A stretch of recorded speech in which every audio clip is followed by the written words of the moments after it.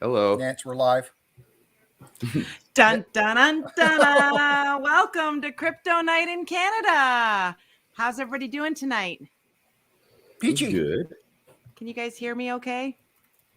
You're on mute again, Nance. I am not.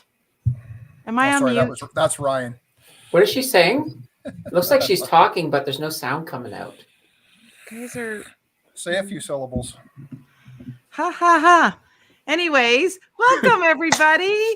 And we got Tim Perry in the house. I didn't even realize you were here. Oh boy. And Candace and Ryan. This is awesome. And we got Sophie in the chat and Riley and Zach. And welcome. What an exciting night of Crypto Night in Canada.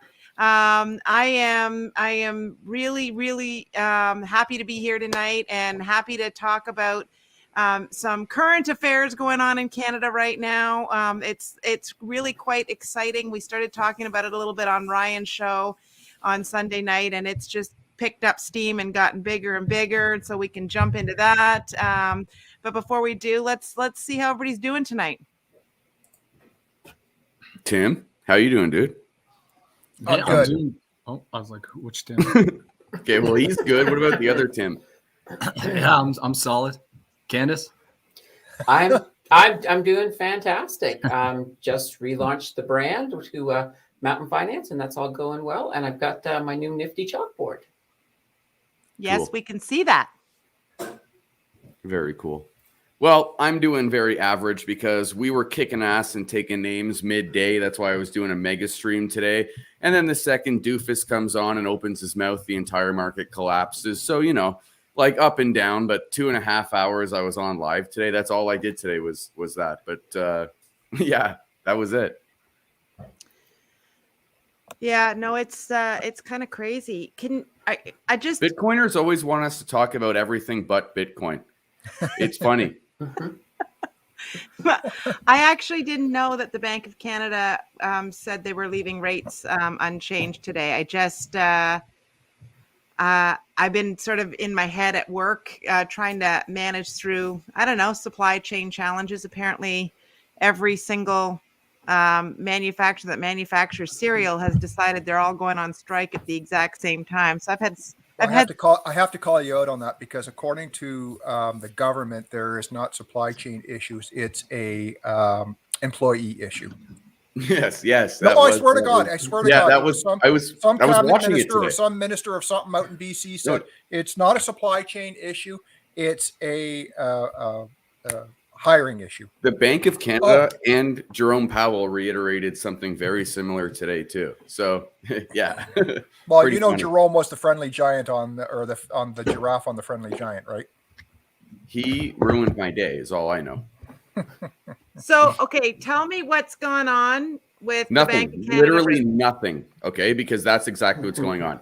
So they didn't raise rates in Canada or the United States. Everything that they were already pricing in for March is all but guaranteed, but he left the window open for 0.5 point instead of 1/4 point, yada, yada. It was the biggest nothing burger. I'd say for the first 20 minutes of him talking, the market was like this. I was covering it like live. It didn't even know what to do. And then it was just when he started getting like, yeah, no, we don't know what's going on. Inflation's out of control. We might raise rates. We'll look at it. Literally, Nancy, the biggest nothing burger. I don't know. Candace, what did you think about it? It was the nothing burger. Yeah, the US was a nothing burger. I was a little more optimistic with the Canada one, even though we didn't raise the rate. All of the subtext of the conversation is pretty much, in 3 months, it's going up.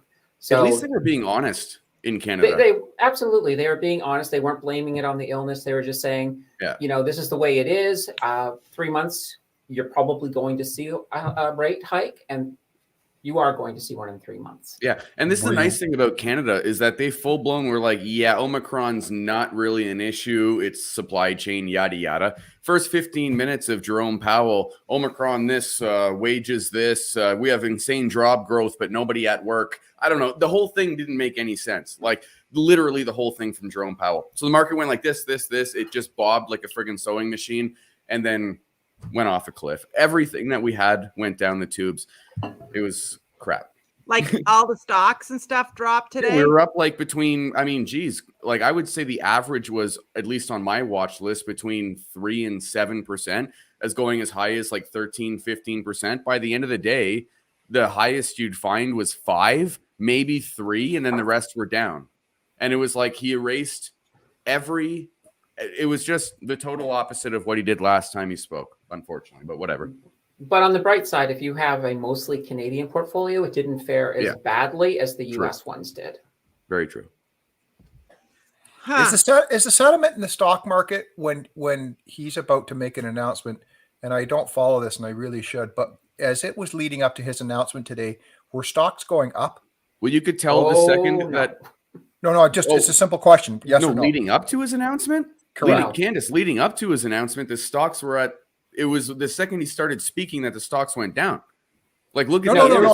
I'm just trying to figure it out if the anticipation drives up, because I haven't really noticed. I mean, look, you could have figured it out last night, because I was even just tracking it with my mother last night. The second Australia opens, and I was awake for when Russia started rolling around. But when you have Australia, Asia, then Russia roll around, it's all green. You're feeling pretty good. The volatility's down, CBOE's down. We were due for a decent little morning. The second he opened his mouth, go look at the S&P 500, and NASDAQ, and Dow Jones charts. Time that for 2 p.m. Eastern. Tell me that he didn't drop this market. It was insane. Keep in mind, because I didn't get to finish, it was the beginning of the week. Everything was still sort of a little bit of fear going on. The markets were still falling down. As some of the news started to break towards his announcements that it was going to be looking okay, then we did get a stabilization. We still saw some movement upwards. And then, of course, he opened his mouth and completely blew that apart. And then we had that big major drop. It sucks. Who does more damage, him or Biden, when they open their mouth? I would say him, because... Yeah, I would agree. With Powell? Yeah. Yeah. You rarely see anyone like talking about, like, they've been talking about this for days. Like, it was a sell the news event even days ago. Everyone knew that. Well, regardless it of what he said, though. Like, sentiment was like it beyond 80% in favor of it being in March as opposed to today. But it was his lack of clarity. Like, I watched the Bank of Canada announcement, and then 2 hours later, we were doing my live stream for America. Canada was just no BS. It was just boom, boom, boom. ABC, this is what's up. America was literally, they'd ask him 20 different questions. He'd give the same answer, spelled out a different way. It was the most annoying. I mean, I don't know how long you were there, Candace, but if you were watching that meeting, was it not just borderline like eat a grenade and go? Like it actually reminded me of Canadian politics whenever they ask a politician a question. Yeah. It was the same answer, just worded differently every time, and not really the answer to the question half the time. Because he had a narrative and he was sticking to that. Yeah, it was a nothing burger. Well, that's interesting. Okay. Can we switch gears and chat a little bit about what's going on in Canada and how it's making news down in the south of the border?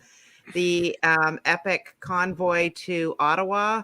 Have you guys, I know we talked a little bit about that on Sunday. Have you guys I think I know Tim's been following it because I see you liking some of the things that I'm seeing.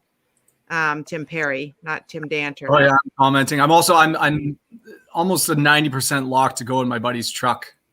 Are you? Yeah. Well, no, the only reason I can't go is because I'm obligated. Usually I take my elderly aunt in for treatments for cancer.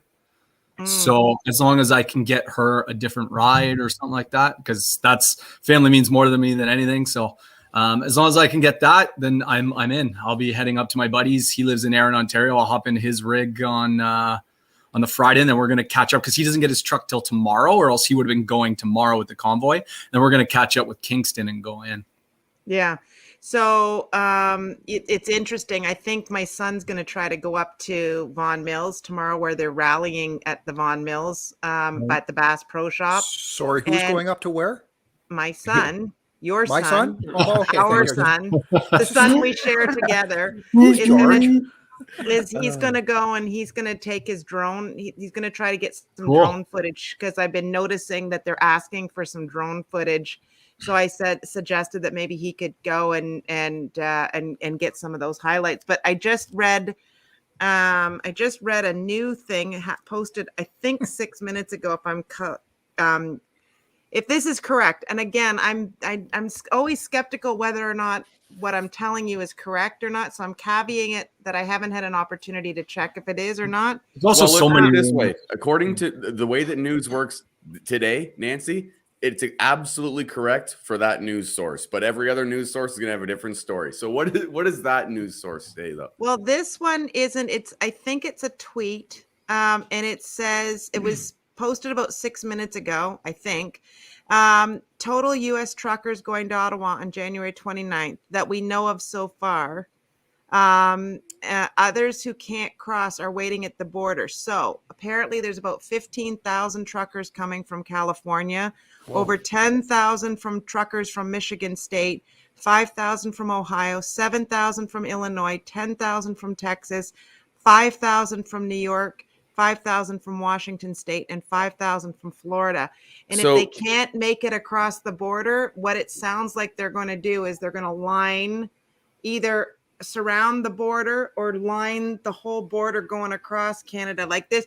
The news in the U.S. Nancy, is actually on our reporting side. This. Yeah, correctly. Very weird, because I was thinking about that too, because I heard a bunch of interviews with American truckers from South Carolina, and they were full blown prepared to be rejected at the border, whatever. And then they're just and their whole intention seems to be to just blockade the border.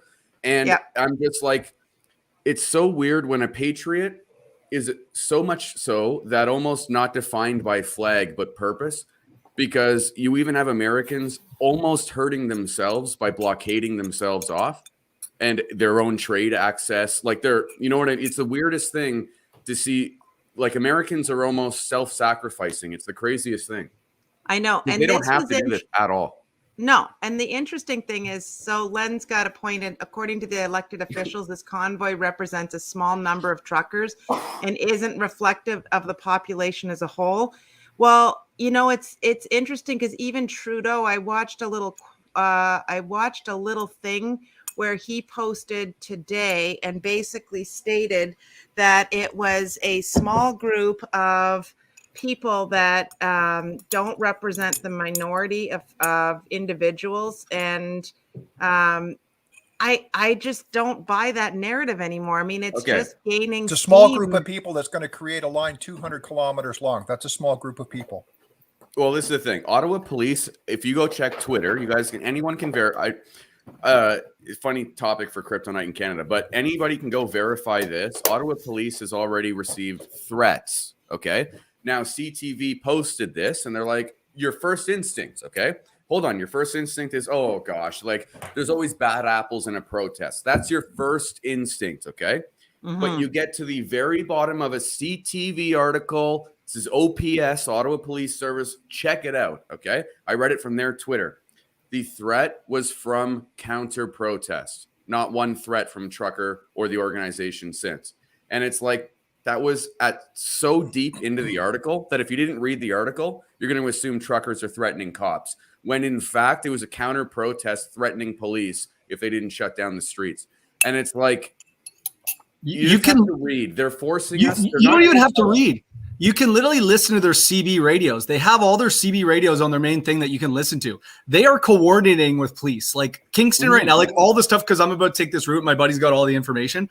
They've got roads like blocked off so that it can make the truckers get there easier. Mm-hmm. And that even if people want to see overpasses. So we're totally getting lied to. My mom, who was totally on the opposite side. I was always I was considered as just the fringe, even from the start.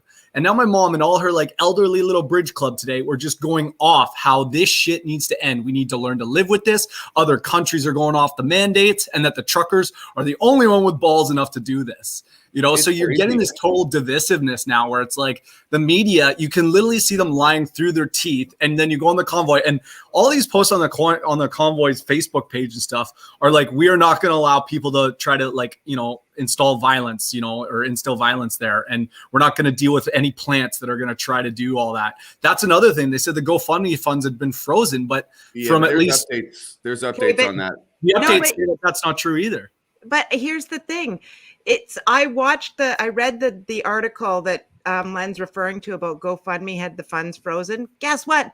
That is a normal practice for GoFundMe. Yeah, it's totally normal. It's like they have to know how they're going to disperse the funds. So but they had just like we do with YouTube channels. It's all about the clickbait. Let's throw the thing out so that people read our article. But people don't read stuff anymore. They're 50 Headline seconds. readers.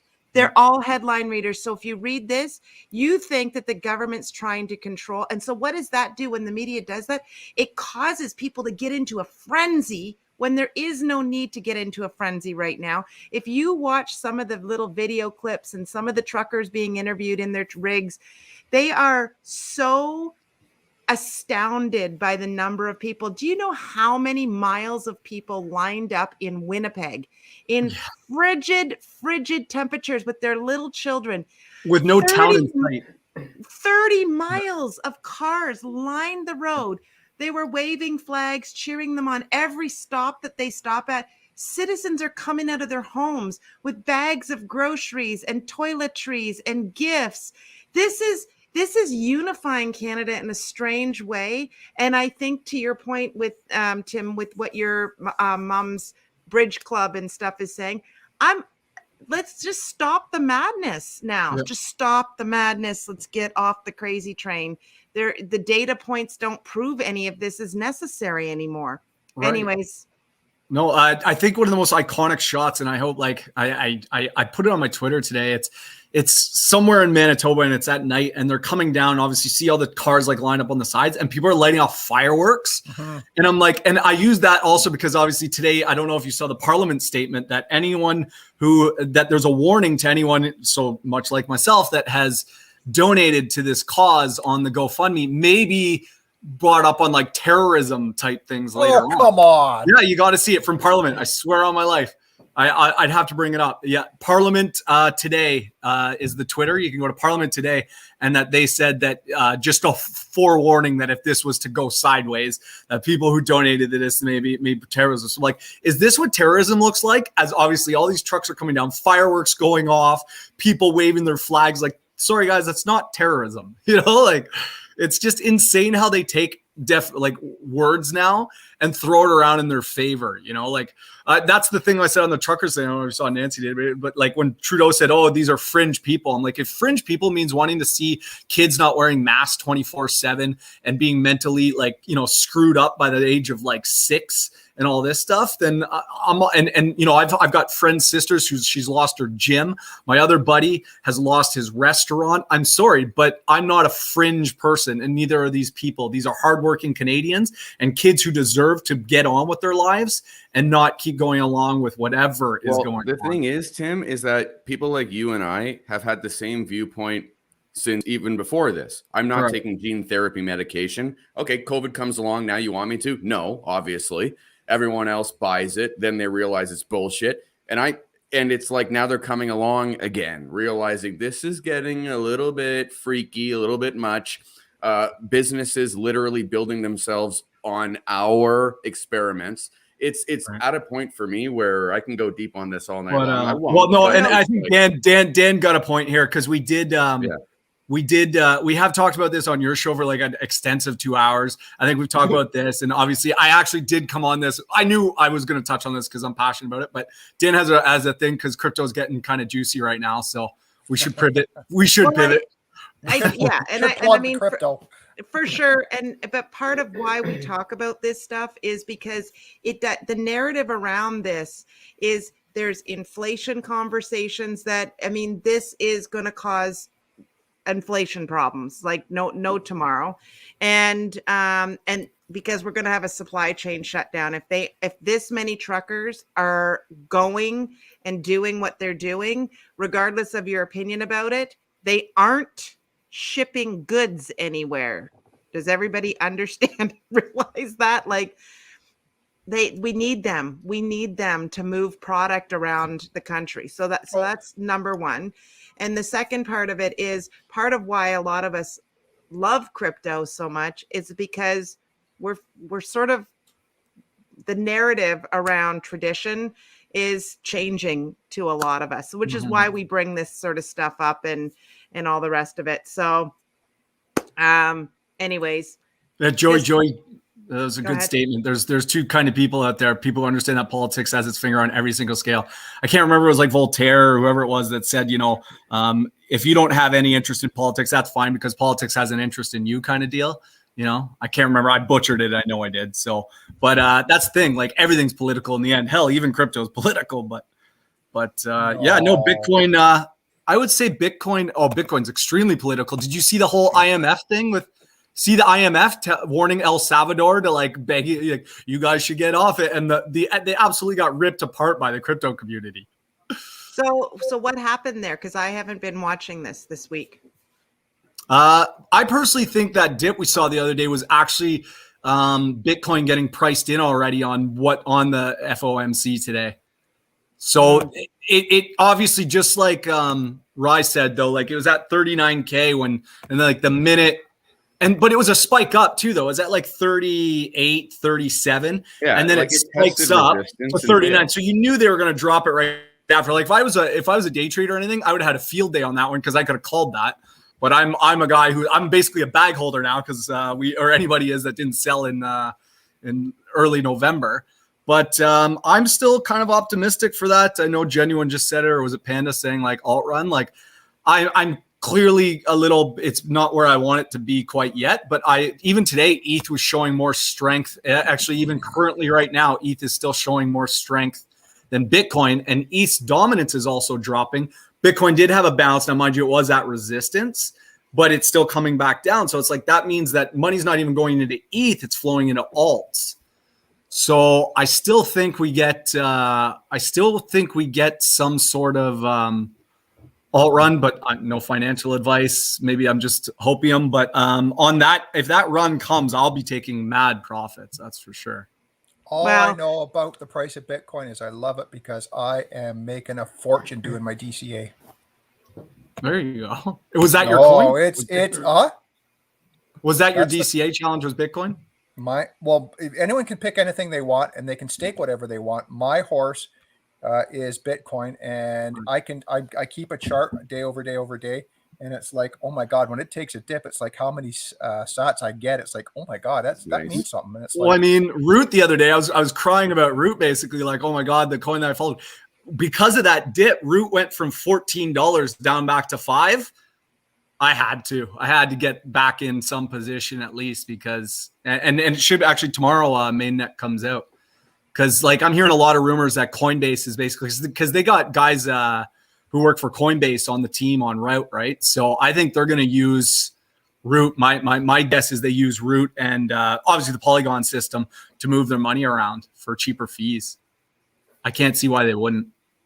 Yeah, and it's interesting that, I mean, if we just go back to talking about Bitcoin for a second, because I know one of the reasons that I want to talk about that is because, as the title suggested of the show today, I don't get everybody's panic on all of this, because a few months ago, we were all talking about, Bitcoin's so expensive. If it dropped down to 30,000 again, or in the 30s, I'd be buying. And now it's down here, and everybody's like, panic. And I'm like, I don't get it. I have a slight bit of nervousness, because the longer we go with the way that economic conditions are, now they're beating the drums of war, which is obviously just a chess game, in my opinion. I don't think it ever usually amounts to much, but you never know. I just don't like the global scenario. And obviously, I think Tim just did a little clip the other day. Bitcoin's still an extremely risky asset. So when other things dip, Bitcoin goes harder, right? And I still think in the end, people will flock to it once people see inflation, if it goes crazy. But for the first, it's going to be the one that takes the brunt of it. And, sure, are we all optimistic long enough term for crypto? Yes, but it still hurts seeing like your portfolio go down in increments, right? I mean, regardless if we're here for long term or not. Yeah, no, I totally think it's propaganda, but unfortunately, propaganda, Debbie, it still hurts the markets. Like, I still like, no, but nothing that I heard from Bank of Canada or Powell today was a shock. Like everyone I talked to in the crypto thing, this is what I mean. Rye just said it was like you knew they were going to push it back, all this stuff. So no one knew, but yet still markets react. This was a question I know I don't want to get onto this, but I think it does. I mean, because I don't think Bitcoin drives the market. You guys know I personally believe the market drives Bitcoin. Well, you can disagree with me, whatever, right? But okay, so if Bitcoin is driven by the market and the market is driven by Powell and say the Bank of Canada, how much of their decision today was based on the issues of supply chain that just got worse in the last 7 days? Because I really believe it was 50-50. We had the Bank of Canada coming out on Bloomberg, BMO analyst, TD Candace knows this if she's looking it up. They were really saying, there's a good shot. We're doing it now. I was kind of shocked that Canada didn't do it. Now, again, relating it to crypto too, because how crypto bounces off the market. And I'm not going to say trucker beyond this, but the supply chain stuff. How much do you think that's impacting the short term on the market and then obviously reflecting onto crypto? Do you guys think that has any impact at all in the decision that happened today?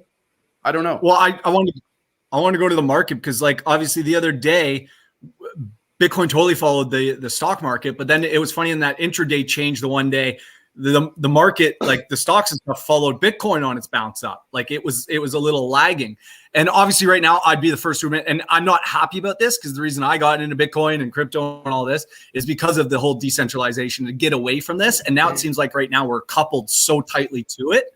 But obviously in times you do see decoupling, you do see stuff. So like, I don't know. I really don't have any educated gamble on that because it is too close to coupled with the market right now for me to like. But I still have faith, and that's not enough, to be honest. Obviously, you got to have more than just faith that it would decouple. Okay. Candace, do you think that supply chain trucker stuff has impacted? I don't think it impacted America, but I was really shocked with Canada because of how insanely aggressive they were on doing it ASAP. I don't know. Just a random question. It could be totally off, but this is why we're learning. Do you think that it had anything to do with it? Again, relating to crypto down the line, but. No, I think what's going on with crypto is it is very much tied to the market right now. And that makes sense because most of the people who invest in crypto invest in the market. It's the same psychology. We're not really going to see Bitcoin and crypto move away from the market until we have a lot more retail investors, until we got more wide-scale adoption. Then you'll have a large group of holders who have nothing to do with the market, and it will follow a slightly different psychology path. So yeah, right now the stuff that's happening with supply chain, with the truckers, that is absolutely impacting Bitcoin as well as the market. Okay.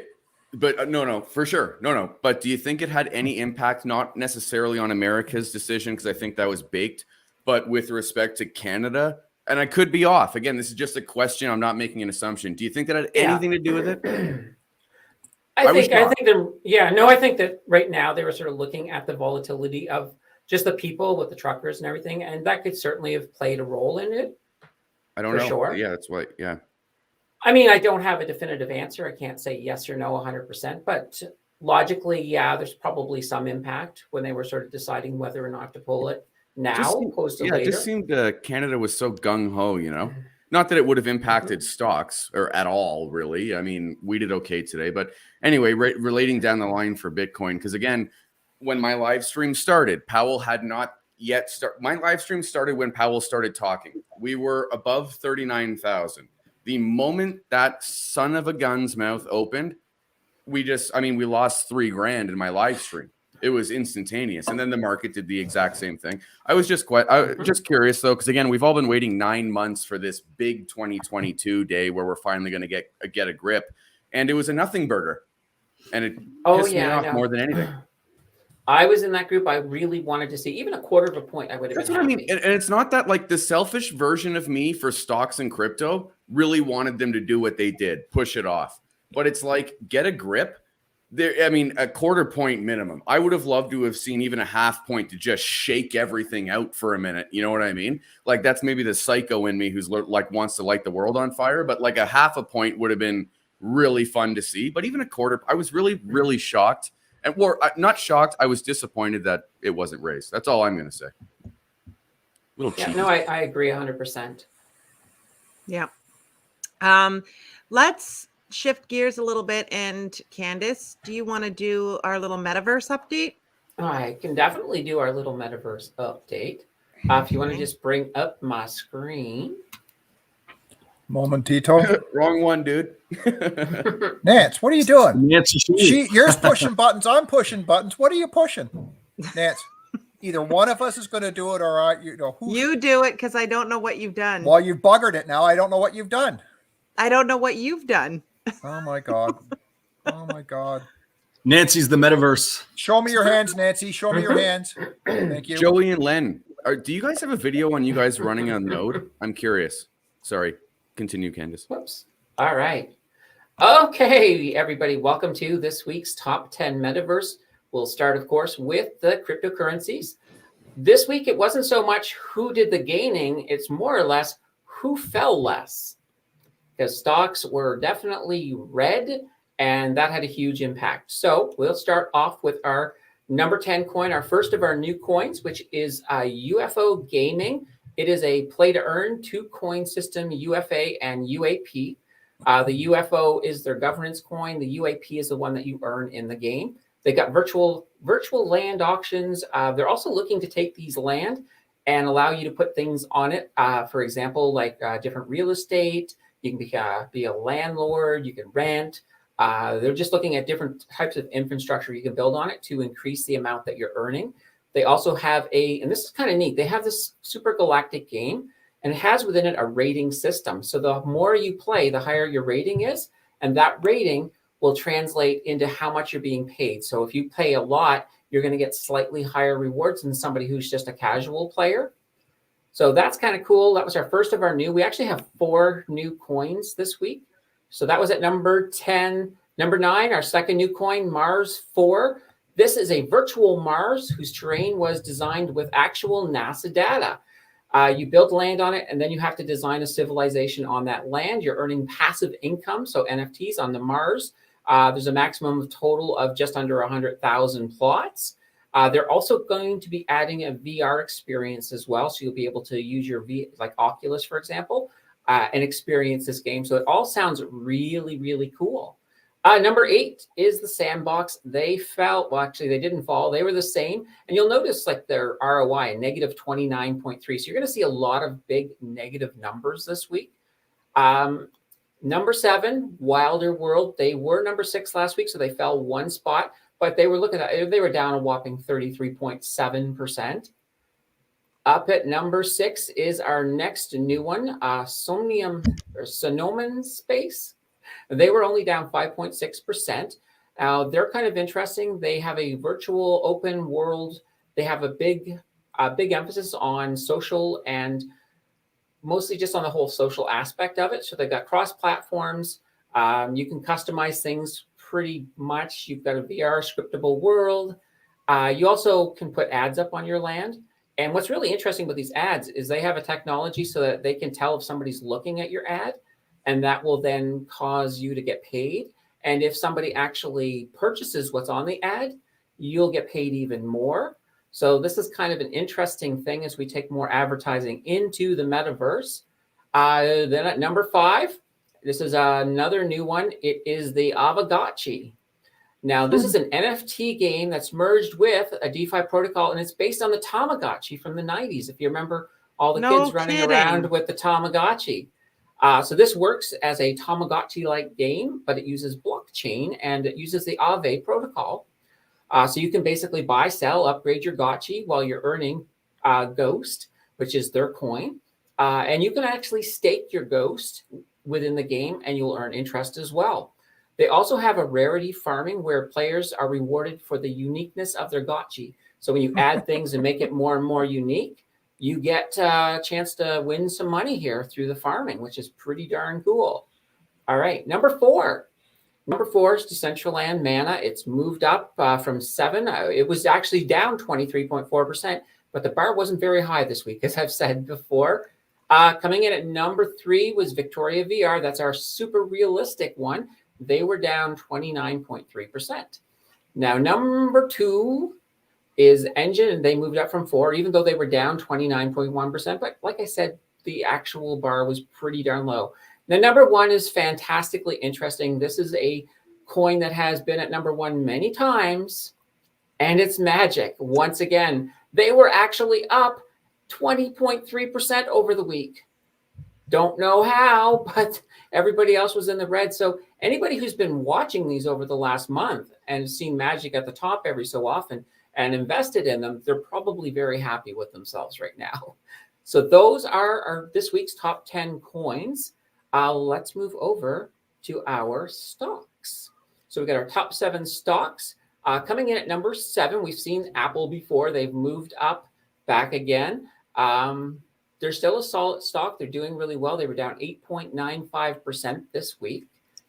In at number 6, and this is a new one for us, is Adobe. They were actually up 0.04% over the week.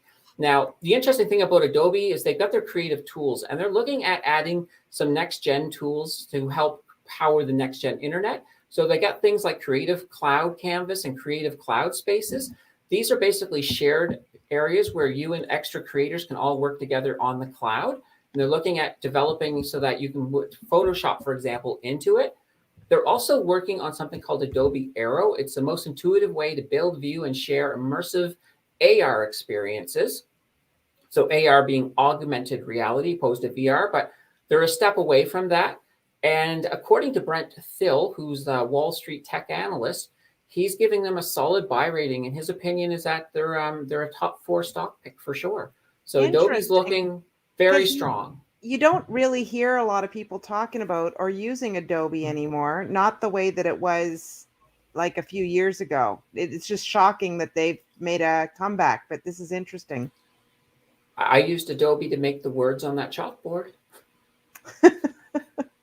just put that out there. Number 5, we got Microsoft. They moved up another point this week. They were up 0.69%.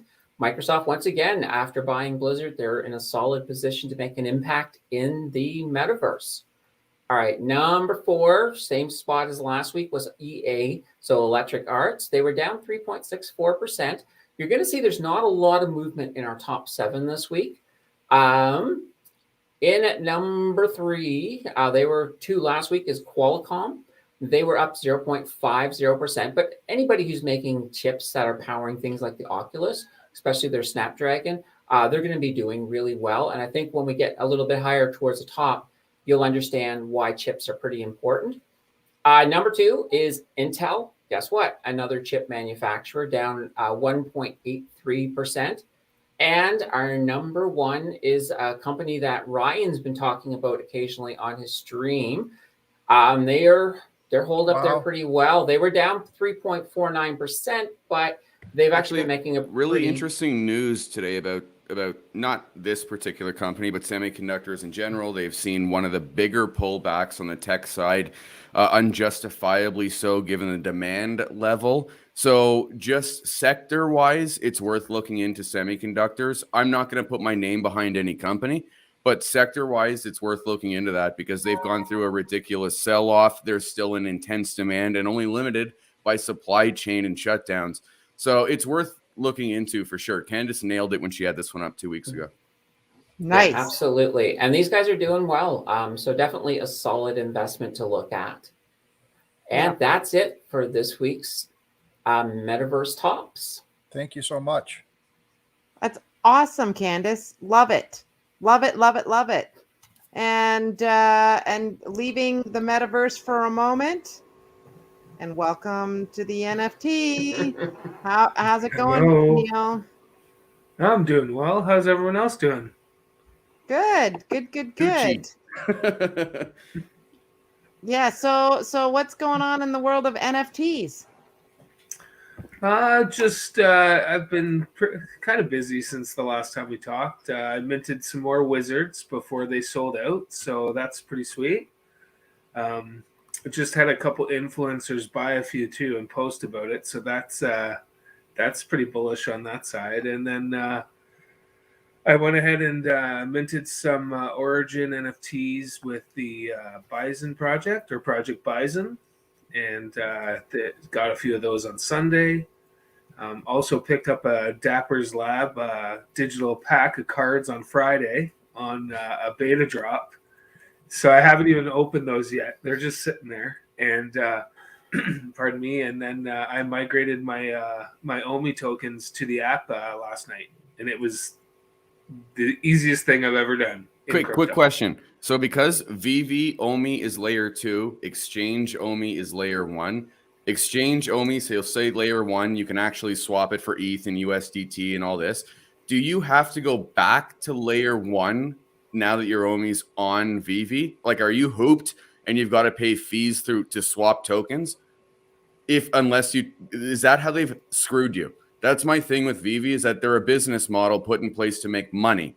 So like now that your VV is layer 2 and locked layer 2, you can only swap that on the app for their in-house currency, right?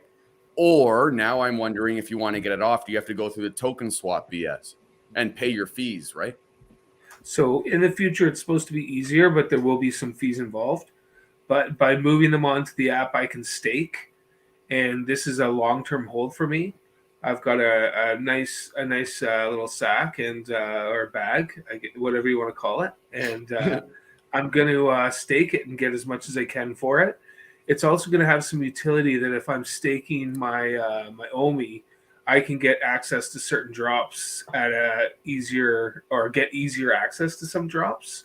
It's something that isn't so awesome. A lot of people are upset about it because by no means am I a whale, but maybe it gets me a different lottery to get in because it looks like they're going to lotteries. But long term, I think I do have to pay some fees to get it off. But because I'm going to be staking it, I'm not too worried. I'm looking to the long-term value, and it cost me 1 Omi token to move it off the exchange into my wallet. So I feel like I just saved quite a lot of money because that was like, less than a penny. Sorry, Neil. I have the same question as David. What's that? You go ahead, Tim. My question was in regards to, you said, I know that the lottery's coming for VV, which God thank, because I don't know if Rye's still like me, but I'm 0 for like 20 right now on these stupid drops. But you said staking. Did I catch that right? That staking, if you're staking Omi and have more Omi, you get better chance at a lottery? Yeah, so I haven't dug into it a lot, but there's a chance, and there'll be access to certain things that as someone staking in a holder that you will get on the app. But you can't. I don't believe you can stake gems, not yet. It's going to start with you can only stake the token. Well, staking gems would basically be like staking US dollars, so that wouldn't make any sense. No, it's not, though. We're all forgetting about the fact that this app is not integrated anywhere, that this is like an in-house gem. This is not cryptocurrency. These are not NFTs you can transfer off. Like, this is an in-app purchase with the hope. Right, but like a gem technically is a stable currency right now, or whatever you want to call it. It's technically probably not even attached to the blockchain, but it equals $1 US. So my question is where are they? How can you stake gems right now when it's only swapped for US dollar? That's what I'm getting at. I don't believe you can stake gems. You have to stake the token, and that's what I'm going to do once it's migrated to layer 2. Okay. And immutable X. That's what David was asking, though. Staking 1VV with So gems. I don't believe so with gems. I don't believe you can do it with gems. Not on gems, but you're saying you can stake the tokens, but you're doing it on the VV app? Yes. Once they, release or provide that update. Okay, now when you say you're staking, is that a fancy way of you taking advantage of their point system based on your collection and your holding? I'm going to be generating additional Omi. Interest. Yeah, you're earning interest. Yeah. But I've never heard of them talk about that yet for Omi. I've only heard about the point system, which has been referred to as staking, but that's not true staking. So I'm just staking if I missed something. I've seen all the tweets. They are soon you'll be able to stake Omi. Yeah. Because long term it makes sense for them. But only on the app. I believe so. Okay. I haven't explored farther because I was happy with that option. Oh, okay. MC is saying, what's the staking percentage? Do we know? Have we heard any of that? Well, I'm planning on holding this for a long time. I've been holding it since basically I started in crypto, so I didn't even care. As soon as I heard staking, I was. I mean, Omi's. I'm just gonna make a guesstimate, like, because Omi's pretty like legit, and it's going for like the big time. So I don't see it being extravagant. But I mean, any staking, like Neil said, is good staking, right? Right. I mean, I'm in coins now that, like Kitty, I wish it staked, or else then I'd have more, but it doesn't, right? So sometimes you got to pick and choose its tokenomics. So the fact that it's even moving now to staking, that's awesome. I mean, that's great. I'm just having a hard time wrapping my head around an in-app currency staking. Or, well, no, you said it's Omi. Okay, sir, you're right. I totally. Yeah. That's why we cleared that up. Yeah. Okay. No, you're right. So that was because the gems are tied to you. You use that with US dollars, so it would mean like if you're making extra gems, it literally means that they're just buying US dollars, which they're not going to be doing, right? So, but it makes complete sense for the staking Omi. They have more than enough in their coin circulation to do that, and their model with burning and everything like that. That, in my opinion, will allow people to hold more, which will allow the price to go up more with their higher coin circulation. So that's the whole point of staking. So no, it's a perfect move for VV/Omi and where they're going. Let's just hope it's not an Ethereum 2.0 that never happens, right? Because even VV itself has been announcing the X, Y, and Z for I don't know how goddamn long now. Oh, haven't you heard the announcement? ETH 2 is coming out when the interest rates go up. Oh, is that a dad joke? Let's face it. This is the biggest gamble. This is why you make so much money in crypto, unfortunately. And this is, I've told you about the perils of DeFi and Root over the last year. The original time, Root was supposed to come out with its mainnet was April of last year. And every time it delayed, luckily because it's got like the idea between cross-chain and what it's going to do, and every single DEX is going to tap into it, that's massive. So any other like smaller utility for that coin, it would have destroyed that coin being almost a year to the date that it's been late. But the money is, like I was in Aave forever too. And we're coming out with mainnet. We're coming out with mainnet. You wait and you wait and you hope that they're going to put it out, because if they put it out and they do what they say, then you strike gold. But if they don't, which is most of crypto, then you're stuck holding. And that's the same with ETH and any of these things. Now, luckily, ETH is established, has a working product. But there's just so many of these, play to earn games that look really good now. Like I've been spending a lot of time researching play to earn. Candace brought up UFO, which Neil actually, I believe, brought that up on this show a few months ago.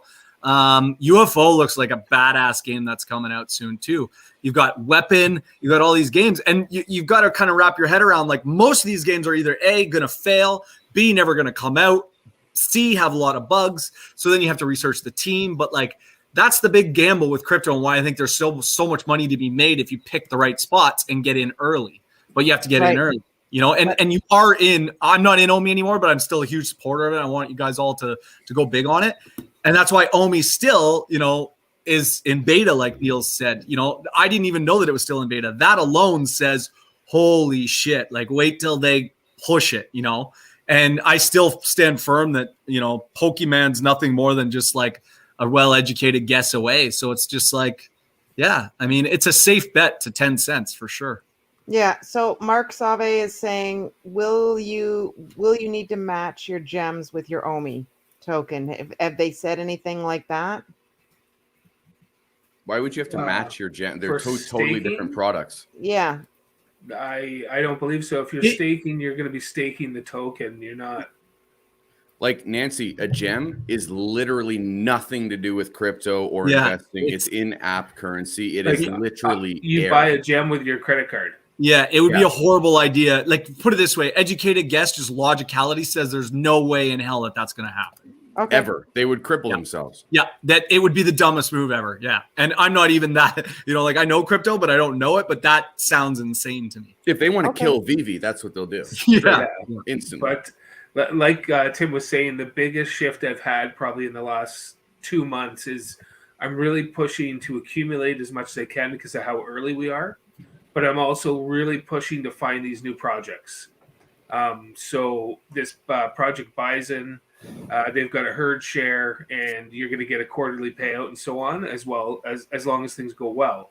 But if you're an original holder, you're going to get a higher percentage of the herd share in the future. So things like that. But then also the Dapper Labs, it's actually beta. So I got into it was an NFL playoff moments pack, and it's actually in beta right now. I can't even take it out of the app to sell it on the secondary market. And I was talking with Jay, who I believe is one of your kids' friends, and he was saying basically they're all worth something because there's so few of them. But can you transfer on the app?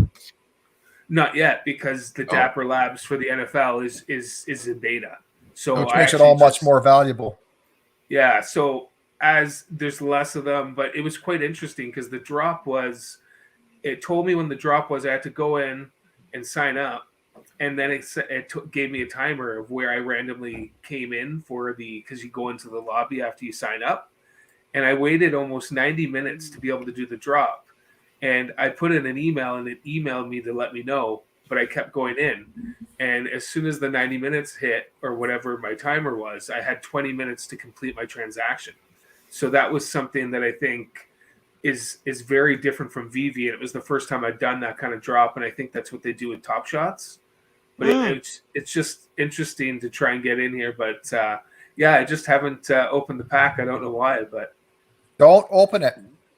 No, you think to hold it? Well, it reminds me of, I don't know if anyone saw in the news or watched it or anything, but this Logan Paul guy, YouTuber. Oh, yeah, my son's big on that. Did you see he bought like a whole, what he thought was an open or an unopened box of original, I guess, 1998 Pokemon cards. They ended up being fake, and he spent $3.5 million on it. What? So so you think about imagine that was like at least NFT'd or at least something like that. Well, the thing is though, is the Pokemon box was insured, but we've yet to see insurance products for NFTs yet. And as there you'll ever see that. Well, doesn't the blockchain suffice as insurance? No, but in all fairness, Union Finance was going to. That's what they wanted. They want to insure NFTs. Got it. So you are seeing that, but unfortunately, that insurance. That's one thing I've been way off the mark on. Is I haven't seen any. But I also thought that this insurance will be good for retail and the scared retail to come in and have some sort of protection. Well, keep in mind, let's compare it to the value of a regular asset. I know I used to do this, but it's just the easiest one to mention. If your car went from 5,000 to 20,000 to 15,000 to 35,000 to 10,000 in a 24-month period, you're going to pay insurance at like $3,000 a month because they have no clue where you're at. So that's why insurance with crypto is probably not going to take off for the next 10 years.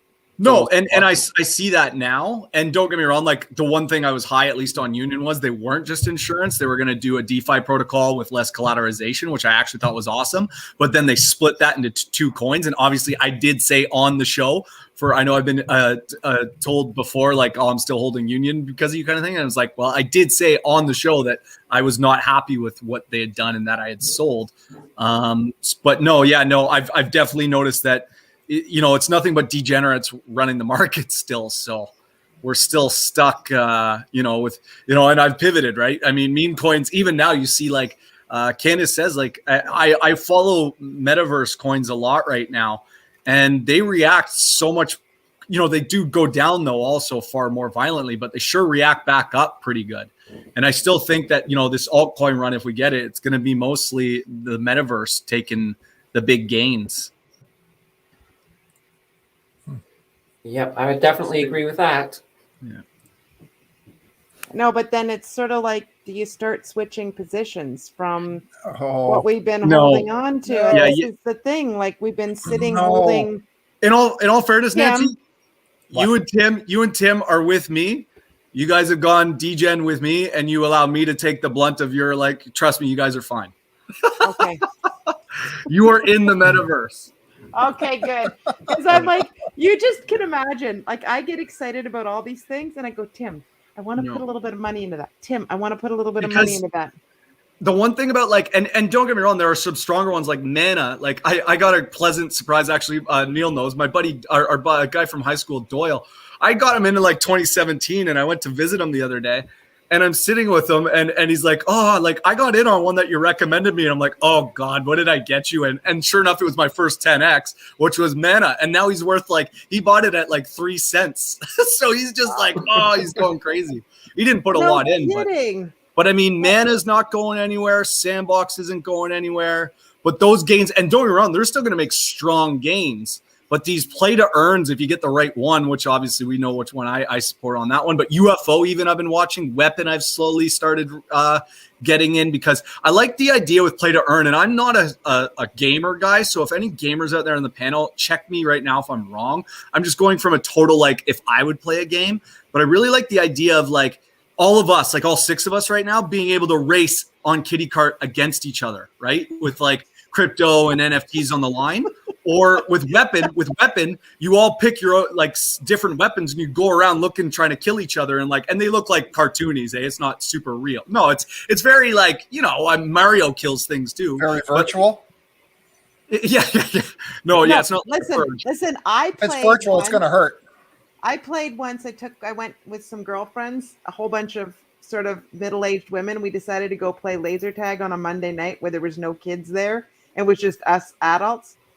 I swear to God, I spent most of the time trying to hide in a corner and not be chasing and I kept getting killed, and I couldn't understand why there was a hole in the floor and they were shooting at me, and I didn't realize. I'm like, how could I be killed all these times? I'm standing in a corner, and I had no clue that it was coming right through the floor. And so I can just picture us all, Candace in her virtual little cart, racing, trying to shoot at me as she's going by. Well, that's just what I tell Nancy every time we're in a situation like that. You know what I tell her? You go that way, I'll go this way.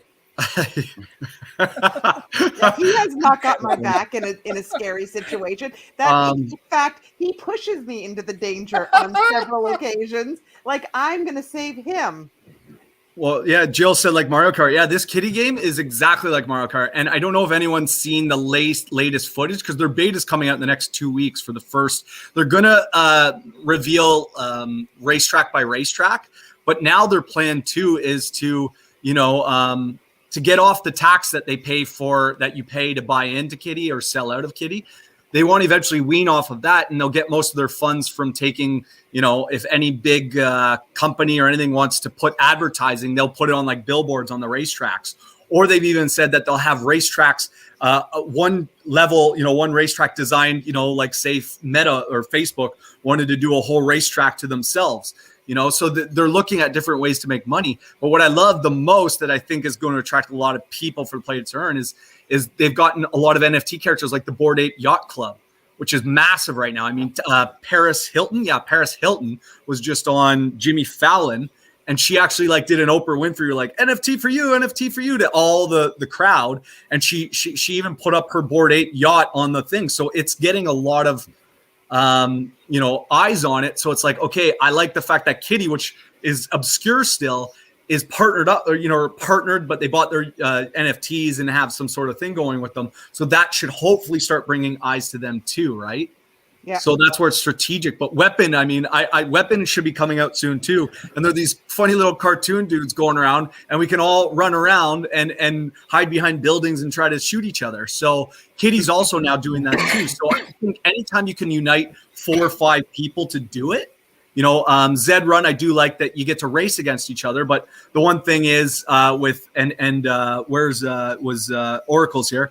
That Guzzler game or whatever that he told me about, really cool, really looks cool. But so far, all the racing tracks are like straight away. And it's cool because you still want to make money and there's still a huge utility. I'm not knocking it. But what I like about like these new evolving racing games is you're going over loop to loops and you're doing this. So there's a little more fun added to it, because I was playing a game. So I've started trying to get into games that are already out there. And there's a Dog Dash, it's called. And it's honestly the graphics, it's basic. It's nothing crazy. It's very old school Mario Kart. You're jumping, trying to get coins, and you're trying to earn, but it's hard as hell. And it's not, I thought I just sucked at games.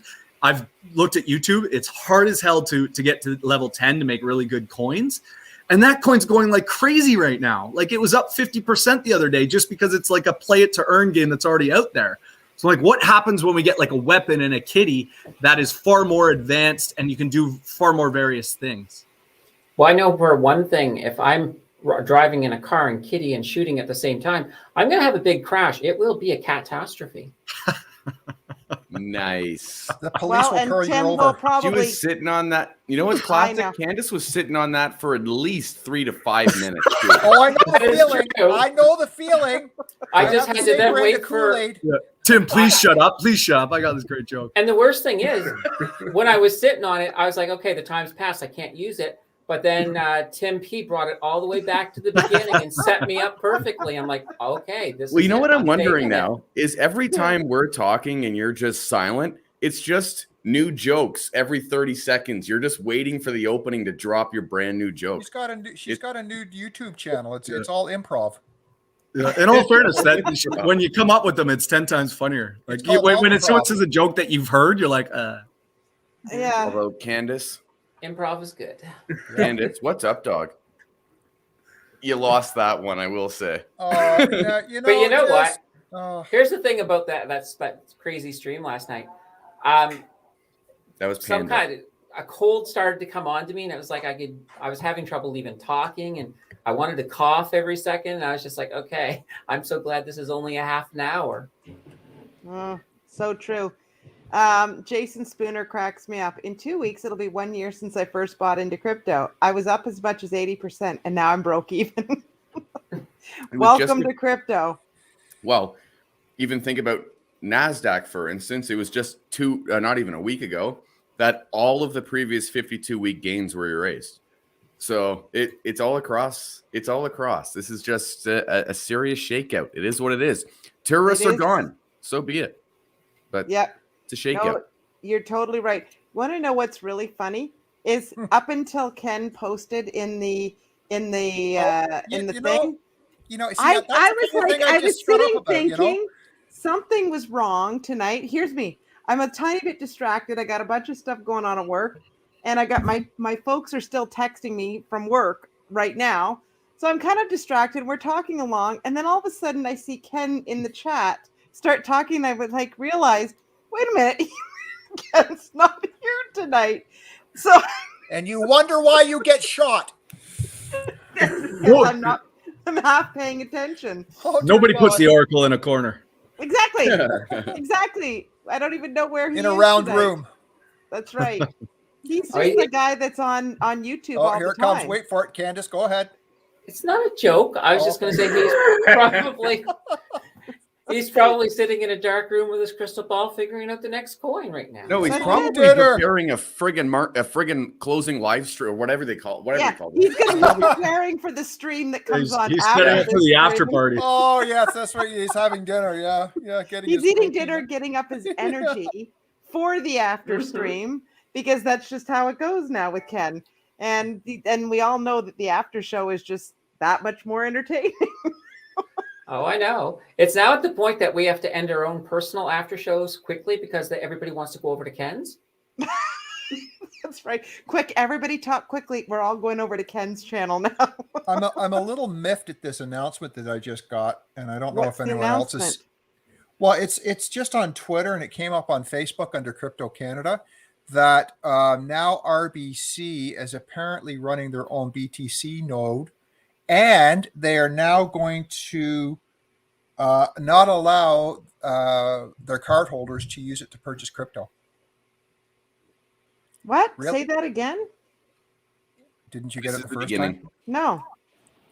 RBC, Royal Bank, Yes. Got that apparently part. is starting to run their own Bitcoin node. Okay.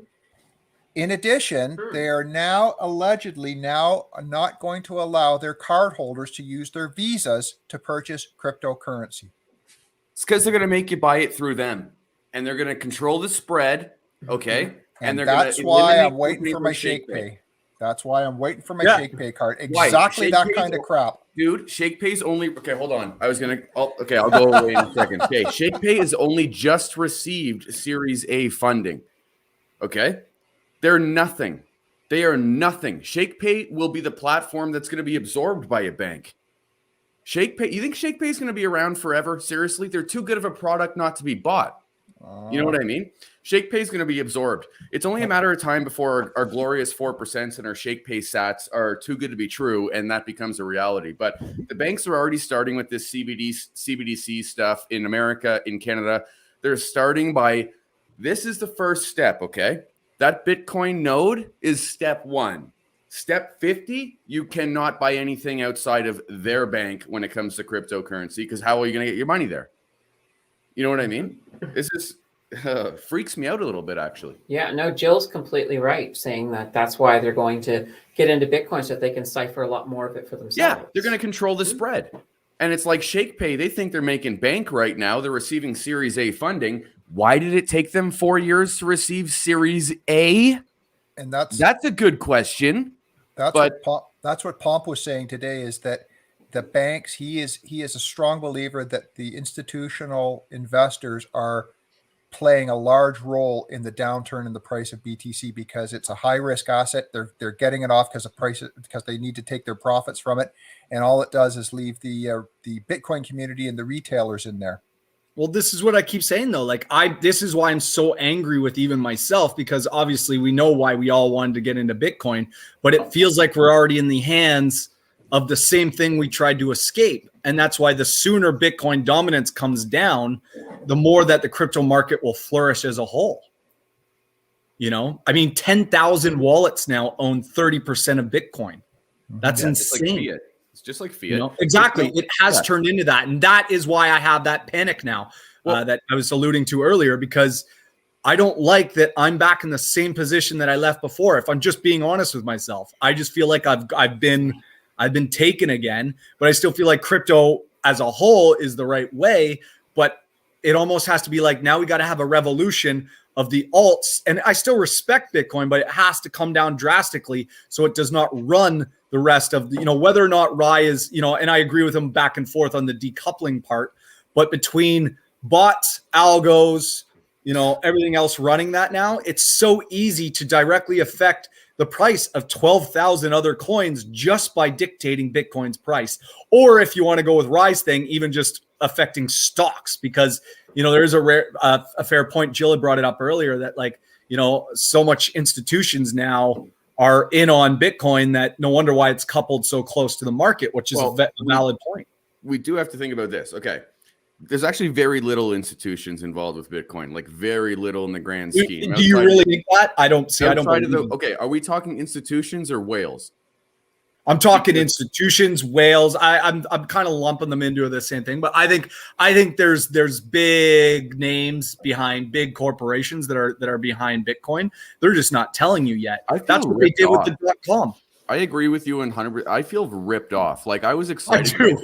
I was excited, and this is the thing. I did an interview with the BTCS CEO guy, and he's more in the Ethereum side. Okay, so he didn't want to go into it much, and I kind of pulled a dick move, and I asked him in that interview, like the very last question, like describe to me what your opinions on Bitcoin. He's like, and he kind of got into it, but his explanation of Bitcoin makes so much sense to me that it was the original idea. It was what ignited the revolution, but it's outdated technology even now. It's beyond outdated for me, at least. And I 100% agree. We're seeing institutions adopt DeFi a hell of a lot faster than they're adopting Bitcoin. You have Michael Saylor buying Bitcoin, sure, but you have businesses being created around DeFi and Ethereum, like corporations. And it's like you're even noticing all the Bitcoin miners are starting to get into DeFi. Why? It's because all of their miners are expiring. They don't want to replace this constantly because it's a bad business model. And it's like, to me, Bitcoin, that guy nailed it on the head. Well, Bitcoin is just a cool idea, but they robbed me, man. We've alluded to this before in Crypto Night before, and Jill kind of just touched on it again too, but like learning from history, the .com era is basically what I measure this on. Because when the .com era hit, the mainstream, and I was 16, 17, and I started trading early. Like my dad was a stockbroker. So I remember playing stocks when I was 16 and thinking I believe more what the media told me then. It was like, oh, this stupid internet, what a flash in the pan. And now you look back at history, they smashed all the .com stocks down to next to nothing. And what did they do? They bought as much as they could, and then they took it for the big ride, and then they brought it down again. Then obviously, then you weed out, you get your Googles, your Amazons. But we're pet.com, everything's going out the yin yang. So this is what is happening now, right? So that's why I still think you still get like one more massive run before there's either regulation or something like this. But I've maintained that to anybody else, if we get this outrun, that I'm still close to being invalidated on in my dates. I'm still like 2 weeks into February. I'd be like, that's the last where if I don't see any big uptick on that, I'm gonna be concerned about my evaluation. But if I do get that, like I'm getting money out into stables, and I'm going to be like a 20% kind of thing, because I just don't like where we're going with the whales / institutions owning too much of it. Not hearing any friends calling me anymore asking, should I get into SHIB, global economic things. It's just smart, I think, to get some off the table. Mm-hmm. Yeah. But if we don't, then I'm, we're double screwed. So who knows? Yep. There's so many parts about this to dissect, because at the end of the day, like I know that you don't even have to say it, Ryan. I know how you feel about Mr. Wonderful, Kevin O'Leary, so you don't even have to say it. But I watched him interviewed on Pomp's show not so long ago, and he's flying over to the Middle East. He's talking to the big money in the Middle East about their crypto positions. He's working behind the scenes with regulators to try to figure out how they can report all their crypto holdings on their balance sheet and things like that. You know, I like Kevin O'Leary, right? Stop it. Do you really? Yes, I support his position, and Michael Saylor's a joke. To me, yeah, I think you got it confused. Yeah, I'm on the O'Leary side. I thought somebody... I'm not a big fan of the person. Yeah, agreed. Okay, so I got it mixed up. But anyways, the long and short of it was... But I like Ryan. Hey.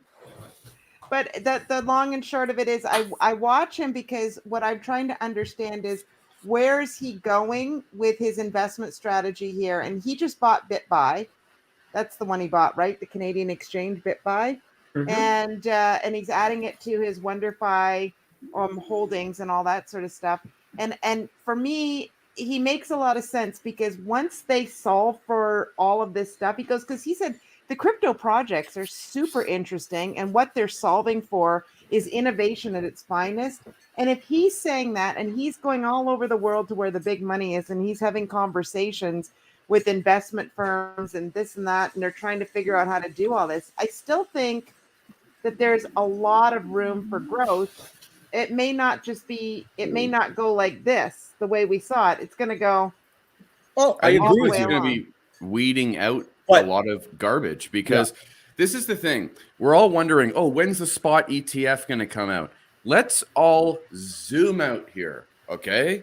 Why is not the SEC not giving clear guidance? It's obvious, okay? CBDC aside, they don't know how to account for the money, okay? Because they printed more than ever before, and now it's tied up to a real asset, or is it real? Because it's fake money that they just printed. So they don't know how to adjust their own books, okay, for a crypto collapse or gain. So you're not going to see a Bitcoin ETF until their own accounting practices are in line with the fake money that propped up crypto, because that's all it is, right? That's what propped up the market. Tim, hold on though. But seriously, do we not think that this accounting thing, like zoom out, let's just think logically. They can't give us a Bitcoin ETF because they don't know what Bitcoin's worth relative to the dollar, because they don't know what the dollar is worth relative to anything else right now. So it's not going to happen, folks. Okay, this regulation's not happening anytime soon. They don't even know what it's worth. They don't know what their dollar is worth. When we look at it up on CoinMarketCap, that's Fugazi, okay? We don't know what the fuck that means. The US dollar is worth nothing, and Bitcoin value's implied and is swapped on a daily basis. I think the biggest issue they're facing is, how do they price Bitcoin accounting-wise on a national level, international level? How do you value Bitcoin when the money that propped it up was fake? That's genuinely believe. What money are you talking about? Like Tether? Sorry, Tim. No, I'm talking about Bitcoin, dude. I'm talking about the entirety of crypto market. That's why there's no regulation on anything. What propped up on what fake money then?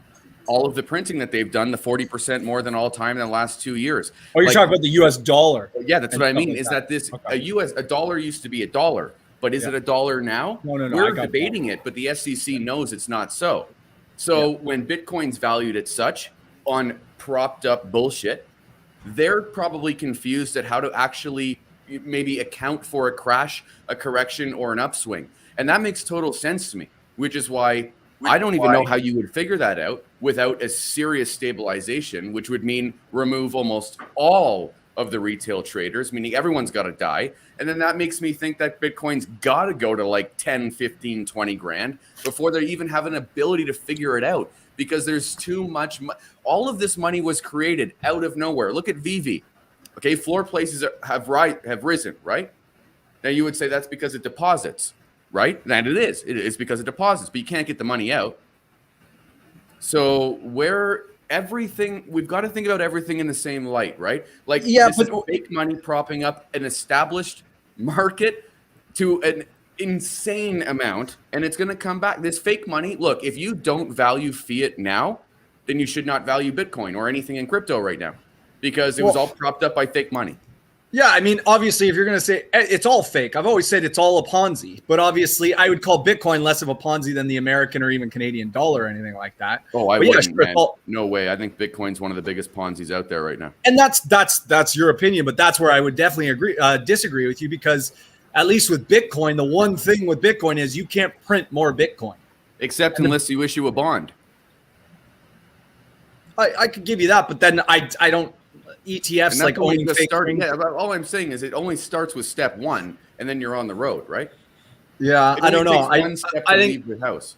I definitely think there's a deflationary mechanism to Bitcoin, and there's obviously just anything you want to do with that. And obviously this shows and I'm not surprised that you would take that stance, because obviously knowing you are still very apprehensive to crypto as a whole. And I'm apprehensive to the whole thing in Ponzi wise, but I still think it's way better than the American dollar. Well, but El Salvador ruined it though when they said we're going to create bonds, and then that's why the IMF is freaking out. Not because of Bitcoin. They don't give a shit about a third world country. They care about bonds being sold internationally though. That's something serious, because that's a waste of money in their eyes, right?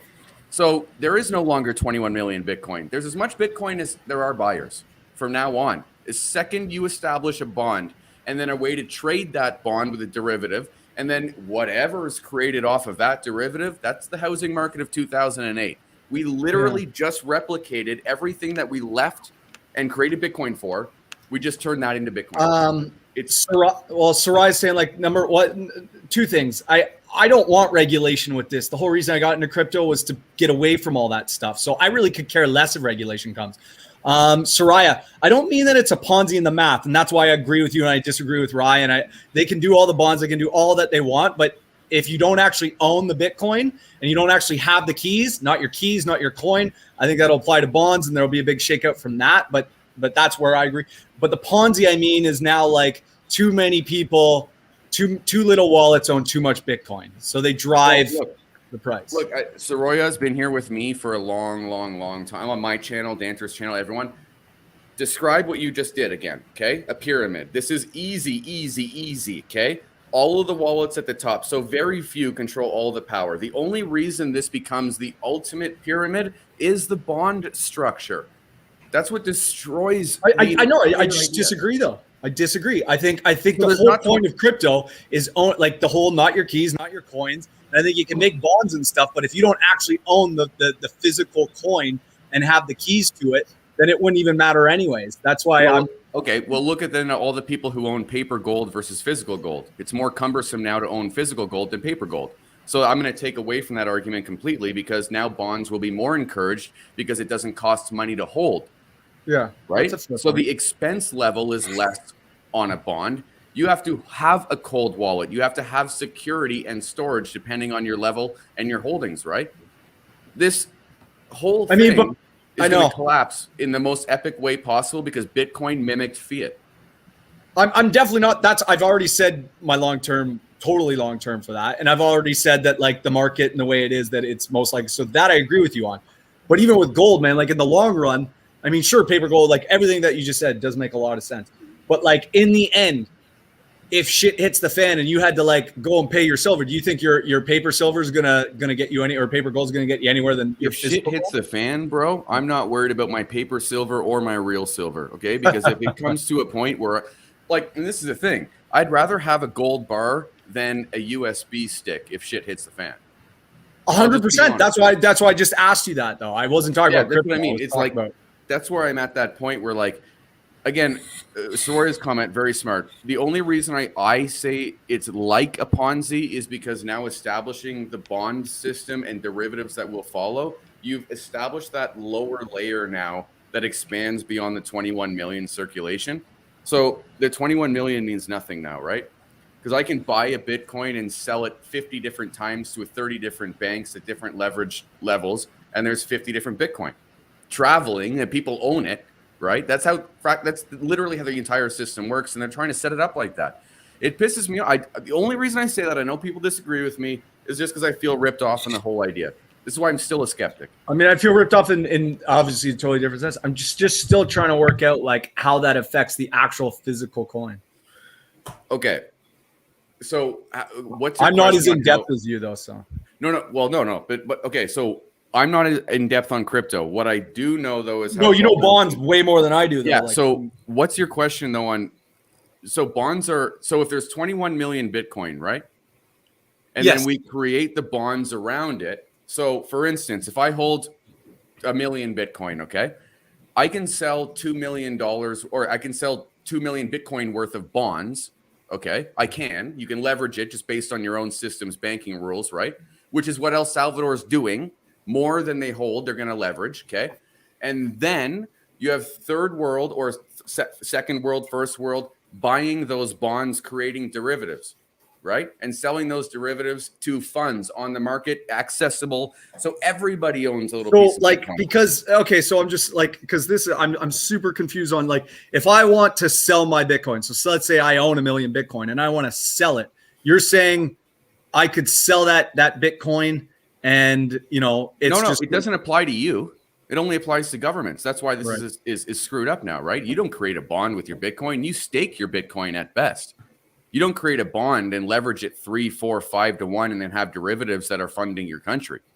I'm just saying, like if you're selling and buying and selling Bitcoin, like someone has to be on the other end. It has to be this physical transaction. The Bitcoin has to be there, at least in the market right now. The only way I can accurately compare it is think of the housing crisis, right? There's only one house, but there are bonds of it. There are CDOs created, sold to one party, then the next, then the next, then the next, so that 50 people have their hands in this one Bitcoin. Now, the value of the physically holding that one Bitcoin, if it's a real Bitcoin, let's say it's not a bond or paper, whatever, that's like holding gold. That is real as hell, right? Nothing's going to screw with at least the fact that you own one Bitcoin.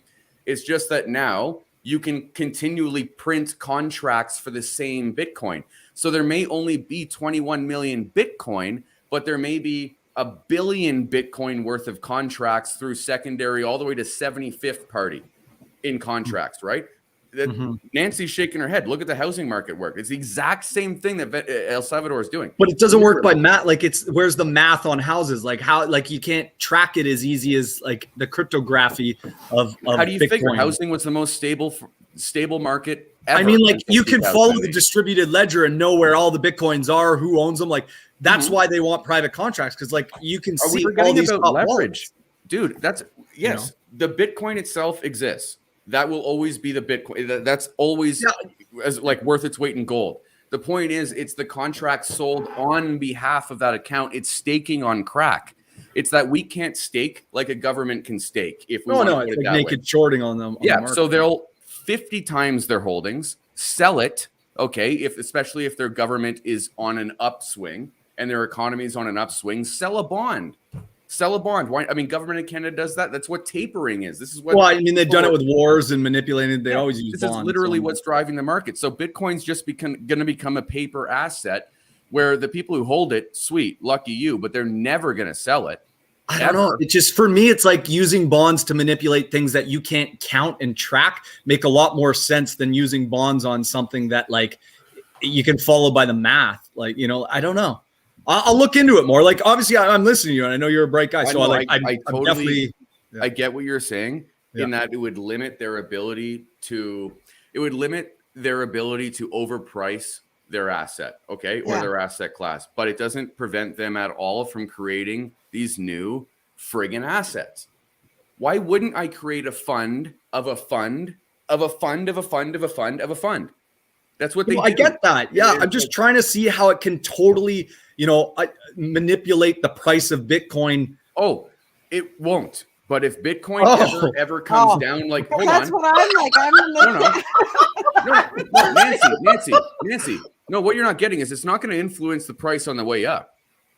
But when it comes down, everybody goes down at once. So that's where it influences the price. There's no upside on this market plan here.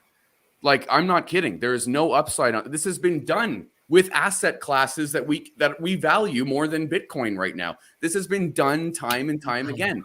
There's no upside to this except for this greedy stock traders who are going to trade Bitcoin bonds and spot ETFs. Okay, it's BS. But when it all comes home, okay, when the sun sets, then everybody's done it once because there is only 21 million Bitcoin. That's the problem. Is they're setting themselves up for failure because you're right. There's only 21 million. Unlike gold, where there's continuous. So then where do you want to be though? Because like, even if you're on fiat right now, you're going to be screwed with the way they're I don't believe in money, Bitcoin right? as a long time hold. That's all. It's basically choosing the lesser of evils, which was I boiled down to is for me still crypto, because it's still better off than all the alternatives other than physically holding land, silver, or gold. It's funny because I do agree. Okay. I love holding physical silver. But I will say that again, I'm the skeptic guy. I feel more comfortable with DeFi and Ethereum DeFi-based projects than I do with Bitcoin. Bitcoin doesn't make sense to me. I don't know why it would ever make sense. It's like a ghetto version of gold. Like, I actually don't get it. I refuse to think that Bitcoin's not changing my life. Bitcoin's going to change my life because Ethereum spawned. And so did Polkadot, and so did Engine. No, and I've always maintained that I got into this. Like, I knew about Bitcoin in 2011. Don't get me wrong, I wish I got into it even then. But like, it took Ethereum for me to jump in 2017. And I think the smart contract is the most genius thing to come out of crypto by far. Genuine, I'm confused, man. Are we clickbaiting, or are we just talking about like other YouTube? I wasn't sure about Genuine either. What Genuine was upset we're just debating. I mean, but we don't really clickbait. I think he's disagreeing hardcore with me. Sorry, Genuine. Look, you can agree with me, disagree with me, but that's the whole point of a community, buddy. So you see Bitcoin as valuable as oil, gas, and gold. Bitcoin's collapsed. Oil, gas, and gold are straight up like a rocket ship for me. So it's obviously not the same. This is why I'm trashing YouTube soon. Be smarter than that, buddy. And so much garbage for clickbait. I'm sorry that you heard a little bit of actually, I'm not going to get into this fucking idiot right now. But yeah, I just said that. This is not the Danters who said that. Genuine. I'm really sorry. Block me. Okay? Block me.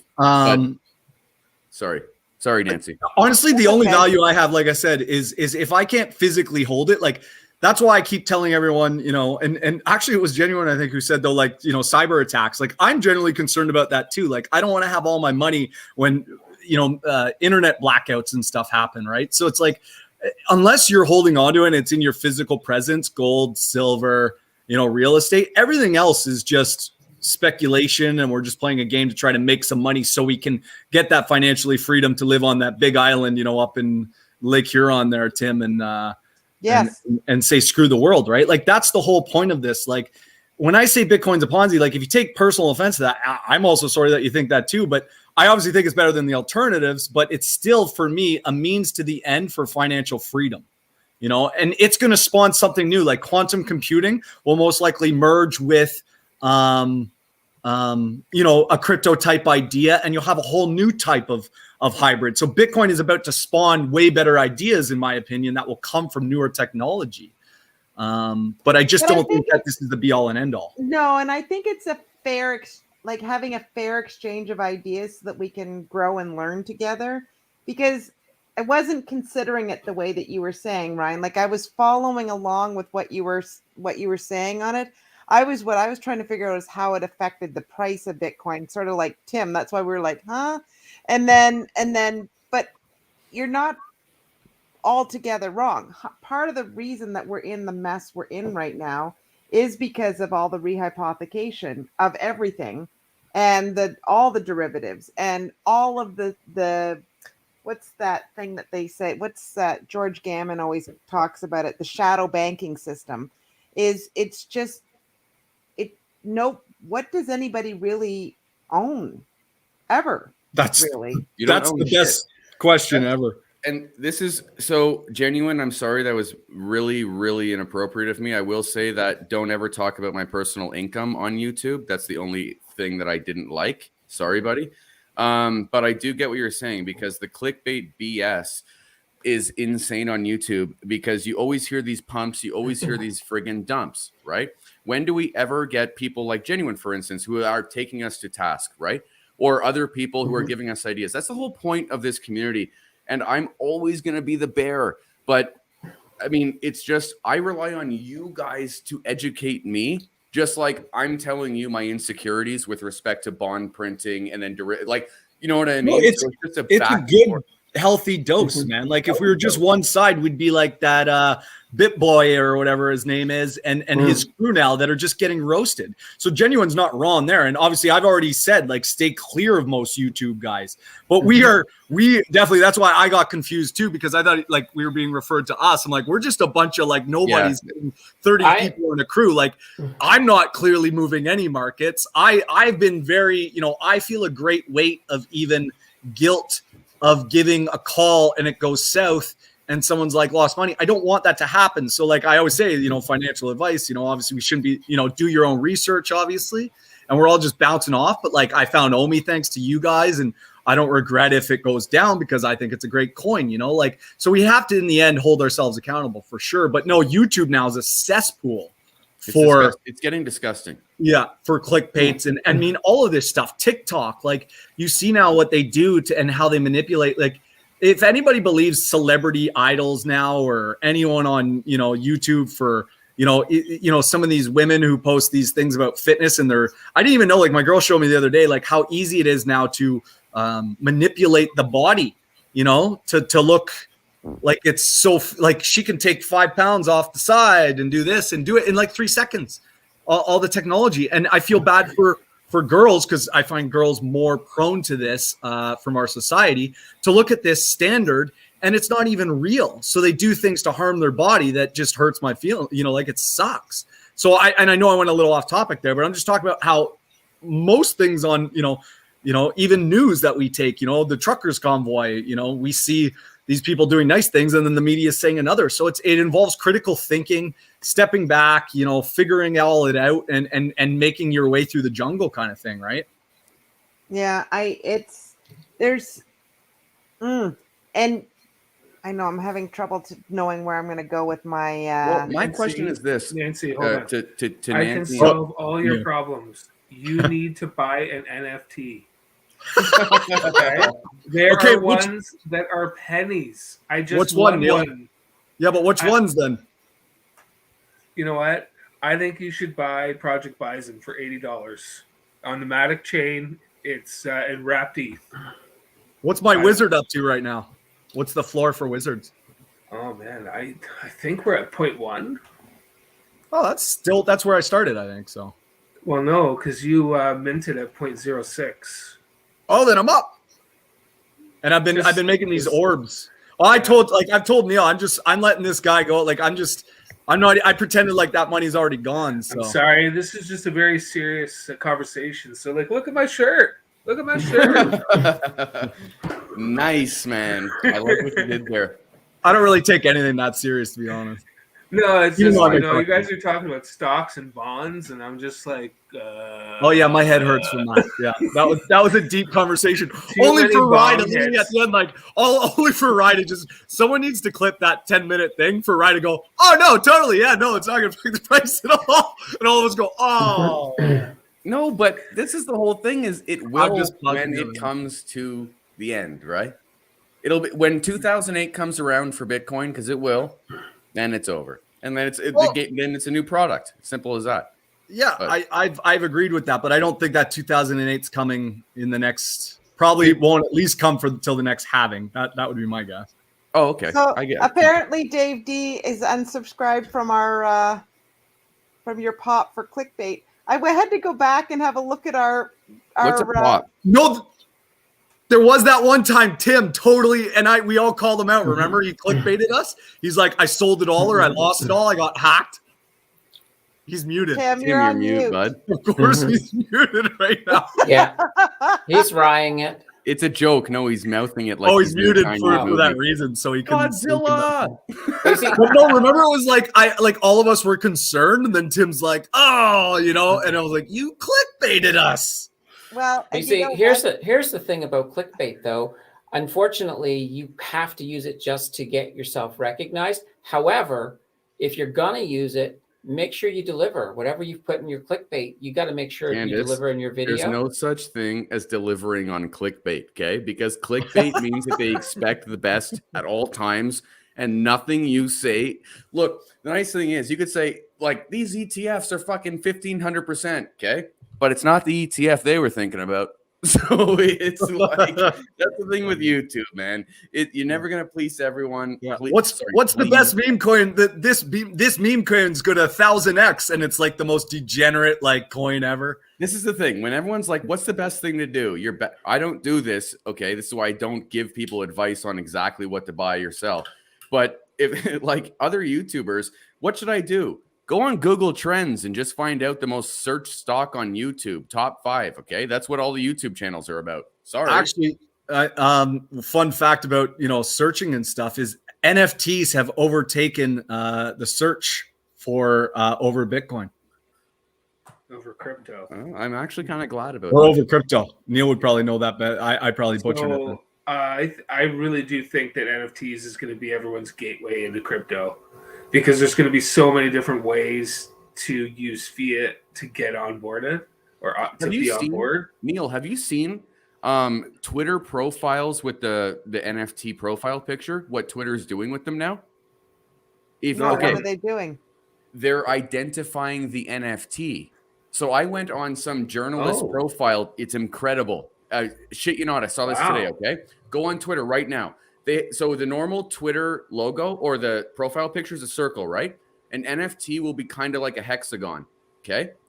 So you click on their profile picture. It'll give you the Ethereum address. It'll give you the original creator. It'll give you where to get it. This is on Twitter right now. Isn't Facebook doing something similar, or am I? That's pretty badass. But I thought Facebook was doing similar too. I don't know. Haven't checked it. Well, it's going to be NFTs paired with stuff, right? Like play to earn gaming will think. There was another, oh God, I forgot what it was the other day. But someone said like these will be the 2 biggest things. And I even said 2 years ago that gaming was going to be the gateway with NFTs. And that was before I even cared to actually get into it. I wish I listened to my own advice. One of the things I've learned is just like the community aspect. And I think that's what's going to drive this, because if we're continuing to be isolating, lockdown, all that jazz, this gives you something else to do. It's fun. It's like Tim said with, Kitty, I'm having a ton of fun with my wizards and, posting stuff and interacting with the community. And I think that's going to help drive it. But it's also like, if you see someone who buys something and people think it's cool, it's especially for younger people and people that are a little bit more insecure, you want that because that makes you feel value, right? Especially in the eyes of your peers, which is very important to you. So if you think about that driving, as well as looking at people that are looking for, an opportunity to make money, people like me that I want to make money, but I truly do want to have some fun because my life has been so damn serious for the last 2 years of hide in my house. So I think there's a lot of really strong factors that are going to help NFTs. And then you've got things like Top Shot. I've got involved with Dapper Labs. So you've got companies. One of the really interesting things for Dapper Labs is you can immediately set up a bank to transfer your funds out if you sold at a profit, or you just want to take your original investment out. It is so specific, and I think it's going to be so easy for it to be accounted that I don't think you're going to see very much issue with banks in these kind of projects. But It's just going to depend on what the projects you're in. But there's going to be some very, very strong mainstream ones like the Top Shots and the Dapper Labs and these other ones, VV, because of their partnerships. There's no way that the government's going to be able to steamroll them. If anything happens, they're just going to be like, hey, Disney, can you help us out here? You know a few people in Washington, don't you? Like, when you're dealing with these kind of entities, I don't think there's a way to stop them, because there's truly going to be a demand, there's a business, and there's an economy in there. And the last thing I think any government's really going to want to do with these stronger projects that are a little bit more kind of mainstream is to try and take them out at the knees. If anything, they're going to want to work with them. And that's kind of why I'm trying to get in early, because I think NFTs, a lot of the chatter is that if it's a bear market, there could be a bull market with NFTs. And there's a lot of interesting information out there, but I think it could also run counter to crypto. It happened last time. Yeah. There was a little, remember, it was NFTs were going crazy when we went DeFi. You know, yes. And then you've even said how like you every time it feels like you go left, everyone goes right, kind of thing. And there is that vibe. And I agree with Neil though. Like the one thing I feel, you know, like I on VV, I'm still not as high as some of you all are, but I love these little comics. I used to be a comic collector when I was a kid. I actually love, like, I was like, I own this comic. Like Neil knows this. The one time I was like, I want this one bad because I wanted to read it again, because there's nowhere else you can read it online, because that's the one thing it allows you to do. I'm not going to pay $2,000 for it, unfortunately. That one, of course, goes up like crazy the minute it comes out.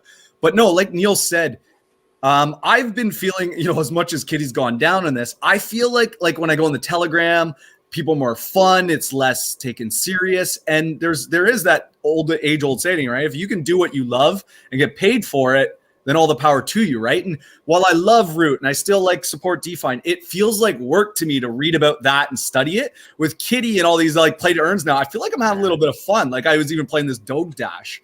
So obviously you have to mix it though with the right brain to like know, okay, this is also, I do want to make some money in this.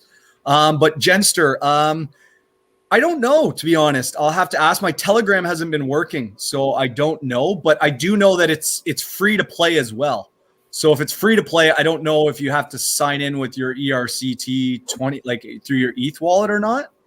So I don't know, but it's also just beta too. The next for I don't think till Q2 do you get the full like play to earn and all the structures. This is just going to be a beta, and this allows proof of concept so that they can get a because they have a lot of liquidity lined up for a top centralized exchange. So hoping for either Binance or KuCoin would be nice. No, that's awesome. Soraya just cracked me up. Crypto is fun. We're always on a roller coaster. It's not always fun for me. Oh, no kidding. No kidding.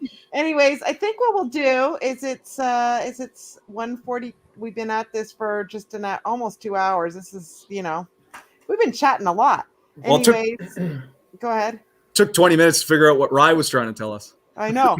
That was very fun. That was a lot of fun. Anyway, and the only way that crypto is not like a roller coaster is you don't want to be getting out at the bottom. You want to get off at the top. And then you have to have your parachute on to jump. And anyways, so wanted to make sure I thanked everybody. Candace, that was awesome yet again to have the Metaverse update. We really, really appreciate that. I love that. Tim and Neil, thank you once again for your opinion. Good luck if you end up getting on that truck and taking that convoy of freedom down to Ottawa. Keep me updated on that. Yeah, take some videos and send and text it to us. We want to see what's going on, and hopefully you'll be able to give us an update on Ryan's show on Sunday about if I can't get out of the city. Yeah, like we're leaving Sunday. At least that was the plan.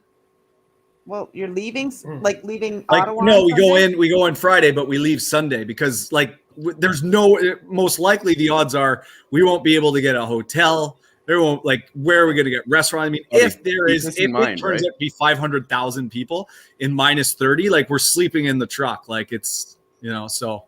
Nice thing about truckers, bud, they got a bed in their truck. Not a lot of hotels being booked. I know, but there's like four dudes in this truck, and Cuddle up. Okay. yeah. And I could Well, I've it'll got keep my them girl warm. out in Orleans and Ottawa, but at the same time, like, how big is this scope? You know, like, if I want to get there, like, I can't just call an Uber to pick me up 600 trucks deep. You know, like, so I don't know any of the dynamics. So obviously we're winging it. I got my minus 20 degrees sleeping pillow or sleeping bag, and Sleeping Oracle's pillow. going down in his Sleep dump on truck. pillow. I know. So What I stay got warm. what I got to find out is, Candace, you're sitting in Ottawa. Are you gonna? How close are you to the core? I don't know, 15-minute bus ride or so. You're South Keys, right? Yeah. I don't see probably it going won't all the see way the that Pine way. Boy. They you'd go across more. Yeah, you'd have to travel to see it. Yeah. And I mean, honestly, my desire to see trucks can easily be trumped by minus 30 temperatures. I was kind of getting that vibe that you might My not be that desire into to it. see trucks. Okay, can I say this though before we are ending, because there is 40 people here. Keep this in mind, everyone who is still left. Next Sunday, last Sunday's gone. It's in the ethos. Okay, no one's ever gonna see it again. It got pulled. It's done. It was too much for YouTube. So you'll What? never Really? Yeah, it's done. Oh, it's gone. No one can see it ever again. I got the download in case anyone wants the clips, but we can What'd never. you That's do? gone. Okay. So next Sunday, and yes, YouTube. So next Sunday is the last Sunday show on the High Ride channel for a minute. And look, Sundays aren't coming back unless we're on effing fire. Okay. That's the deal. So there's no Sundays until we're on fire again. But Wait. You can't just end it like that. Did YouTube pull it down? no, I got reported and then I pulled it down.